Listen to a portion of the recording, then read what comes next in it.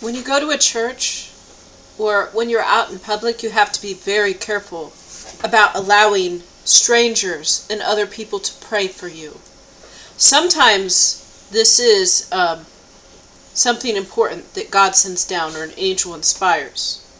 But other times, there are people that are demonically influenced. They're agents for the kingdom of darkness that will pray over you, and they will pray the opposite of what you want and need, and could possibly set you up for major things to happen which are not good. I didn't really want other people to pray for me, but this was a lesson that I learned at the gospel tent, where I was already aware that it's dangerous to let strangers pray for you, especially in a church setting. But I tried to, in my mind, reject certain things I disagreed with. So hopefully it helped that way. But they could possibly be praying for other things too that are not for my benefit. When I went to the gospel tent the first night, and I was talking to the woman who was the leader of the tent, and she told me about her life, and not that much, but just got into that, and then was talking about some spiritual things, and then I talked about myself a little bit, and then she did manifest one demon. So I'm not saying that she's a narc. She could be a normal person that has her demons, like most of us do. Or she could also be an agent for the kingdom of darkness. And I'm kind of thinking that she's an agent for the kingdom of darkness because she referred me to Jezebel, to speak to Jezebel. And she did try to shut me down. And she was the first one to try to, can I pray for you? Can I pray for you? Like this level of excitement. Can I pray for you? And then grabbing other people that were like at the free sample, not free sample, like the free stuff booth, and other people that were around. She was like pulling them in and like, come on, let's pray for her. But then during the prayer, she did mention some things that I did not agree with. And this woman possibly prayed to the devil later with someone else. I don't have any proof of this, but some negative things did happen afterwards, so I believe they're directly related. During the prayer, she mentioned to take away like my spiritual vision. And if it was, I think she said if it wasn't good, but either way, so she doesn't see these things. And I wanted to see these things. So, of course, then I prayed against that, and I rejected that. But, it's like I didn't say I was upset because I could see things. But she tried to pray my ability away, thinking that being able to see was bad. No, it's not being able to see. It's not falling prey or victim to these spiritual dark forces. So she wanted to take away my ability, and just bringing other people in and trying to make me give my life to Jesus, which I'm not going to do. I'm not going to do that. I would like to be there with Jesus, serve under Jesus. I respect Jesus. I'm sure that I would love Jesus if I saw him. I think that we did embrace, and he was there with me another time. But I haven't had these deeply personal experiences that some people have had. But that's not the issue. In the 10 Commandments, the most important commandment would be not to commit idolatry, and that includes for an angel or a prophet or a messenger or anything other than the one true creator God. So we don't elevate anything above God. That doesn't mean we don't respect and thank these beings, but we don't put them above God. So when they don't say to give your life to God, they say give your life to Jesus. That is making Jesus go above God. So that is the sin. It's not that we can't thank angels. It's not that we can't thank Jesus and love Jesus. Because I think we all should thank Jesus and love Jesus. And we got angel helpers and all types of things. I'm very grateful for all of them and the roles they perform. But none of them would want us to bow down and worship them. None of them would want us to place them above God in the hierarchy. And what I've heard about angels is when people try to thank them, they stop it. They're like, no. They don't even want a human being to thank them because it borders on idolatry. And they know that any power that they have was just given to them by God. So anyways, I kept noticing there's another type of spirit that I didn't talk about previously that was in this gospel tent as well. So probably most of the people in here are normal people. But then running it is you have a Jezebel, and you have a woman who could be a narc, or she could just be a woman with her demons. She could just be a woman that's working with the kingdom of darkness. She did seem to like the fame and the attention for her job, and you like running things, and if your heart's in the right place, then that's fine. But when she did pray for me, she prayed to get rid of my spiritual vision. And I'm sure other demons have done this as well. Well, I'm going to pray it to come right back. The thing is that I don't do that very often, so I need to keep that up. There was a type of male spirit that I saw. And these could possibly be similar to Jezebel, because I saw this in like 2 or 3 different men that I spoke to. And one of them, I do believe, came and prayed for me. A few people prayed for me. I'd say less than 10 people prayed for me.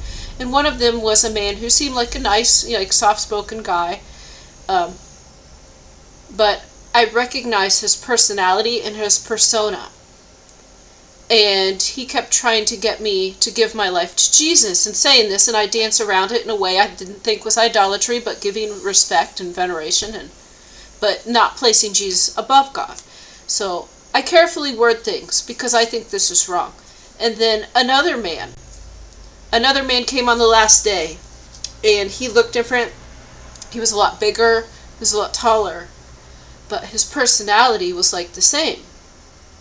And he also tried to get me to give my life to Jesus, and then, can I pray for you?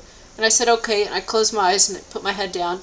And this I probably should not have done, but in that situation, God is placing me in a lot of things where it's like learning. I find out, like I can discern the spirits, and I go through certain things and see what the result is.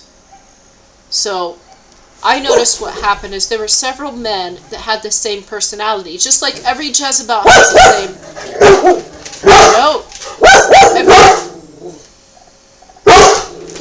Sorry. Every Jezebel has the same personality.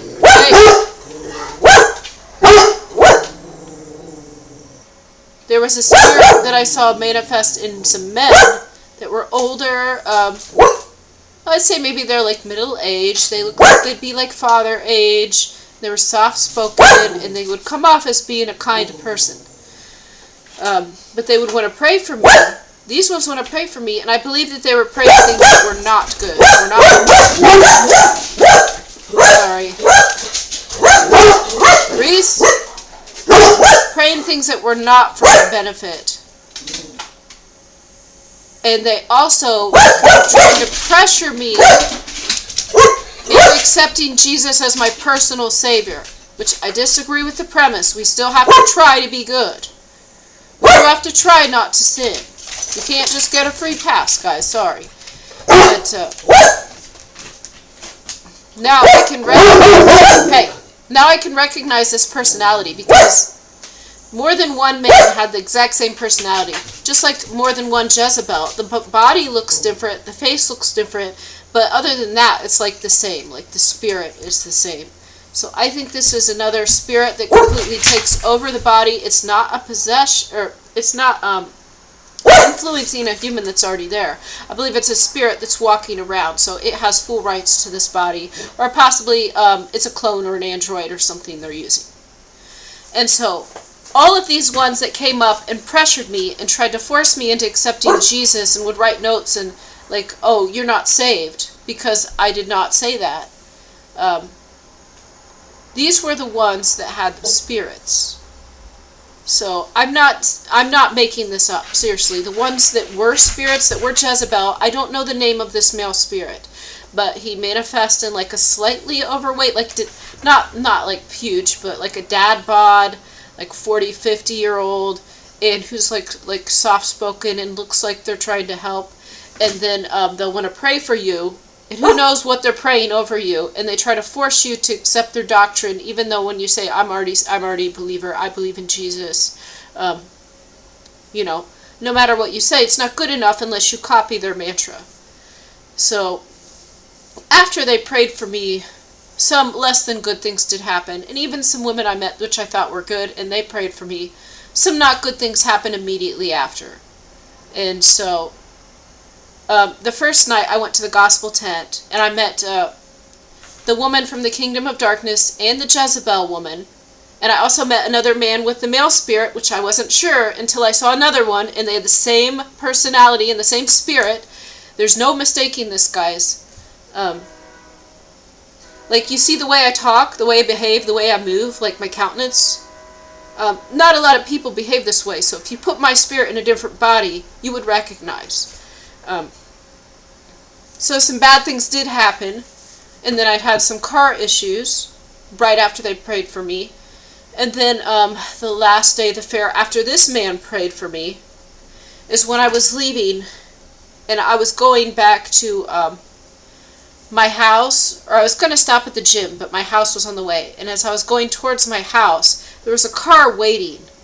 There was a car waiting at a red light, and it was waiting for me. So there's not a lot of people out on the roads like that late in my small town. The roads are usually dead. So there was a car just sitting there waiting for my big white van to come through. People knew I was staying there till about the end of the fair, and they knew which way I went. They knew which way I went home. They watched me. So as I went through my green light, the car going the other way, or the car, so put my hand here, I was going through a green light, and there was a car stopped here at a red light. And when they saw me, they like accelerated real fast and tried to zip out right in front of me and make me hit their car. And so I slammed on my brakes, honked, and then I went through, and I did not hit them. But I've been having car troubles and other things happening to me, and like I scraped my fence a little, not my fence, my gate a little bit, which I have not done. Like, I think I did like right when I first moved in, but now it's been many months, and I know right how to get in. It's almost like my perception was shifted a little bit, so that it's the weirdest thing. So then when I would park, I'd be like a foot over from when I normally parked. And when I went through the gate to exit my yard, then I scraped the side of it a little bit. So something was off there. I think they did some type of witchcraft on me. So this is inspiring me to pray against this.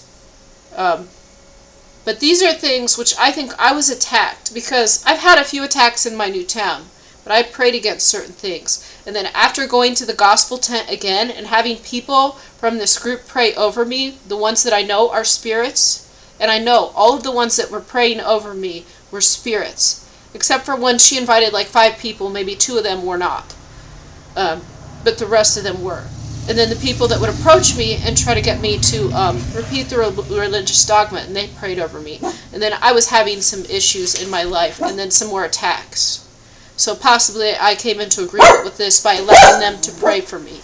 So guys, you have to be very, Sarah, you have to be very careful. And I believe I went through this. Sarah, no. I believe I went through this in order to make this video for you. As you can open yourself up to spells and curses, and they can just pray something you don't want. I did not want to lose my spiritual sight. Why would they pray that? Oh, because I see them, and they know what they are, and they didn't want me to see that. But see, I could just pray to reject and rebuke that. I can pray it away right back. But a lot of people don't know that. And if God has given them a gift, and they lose it somehow, or they're hexed, you know, they're susceptible to, losing some God-given gifts, and then having attacks sent against them, and who knows what else. Maybe even being influenced by demons, for all I know, because they pray to the devil. Okay, thanks for listening. God bless you guys.